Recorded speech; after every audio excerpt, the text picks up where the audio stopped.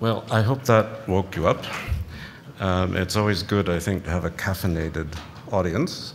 My name is Stephen Erlanger from the New York Times, and I'm the moderator of this first panel. It's a great pleasure to be here. I'm going to exercise my privilege to speak in my own language, English, but do feel free to use French or English as you like. Just a few words of introduction on this introductory panel, but the architecture of political governance. It makes me want to do a very French thing, which is to mention a philosopher. And Rousseau once said famously, man is born free, but everywhere he is in chains. And the corollary to that, it seems to me, for us, is that human beings are governed everywhere, but nearly everywhere they are governed badly. And it seems to me one of the things that we need to talk about is how to govern our citizens better. Because governed we must be. There I'm more with the English philosophers, Hobbes and Locke, and the great quasi-almost Englishman, Sir Isaiah Berlin. Our passions and our nature need to be controlled. We need to be intimidated by state power. Faith is not enough, but the state exists also to protect the weak, to defend the community against outsiders. But the power of the state must be limited, of course, to protect certain individual rights, certain negative liberties from political passions and other base passions.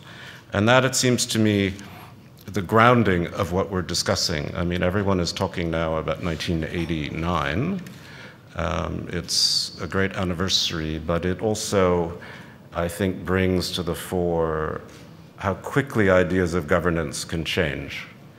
A whole system, a whole alternative system of control and of social welfare collapsed in a heap. And it led some people to think that the great debate was over about the best system of governance.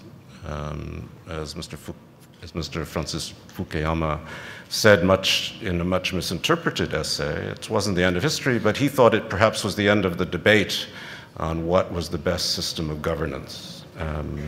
But 1989, as you also know, had an Asian component. It was Tiananmen, and there were a lot of lessons taken from Tiananmen. And I think it's important to think of the Asian aspect of governance too. There has been, I think, different sorts of liberal economic control in the West, but one also sees the growth of what some people are calling authoritarian democracy or authoritarian capitalism.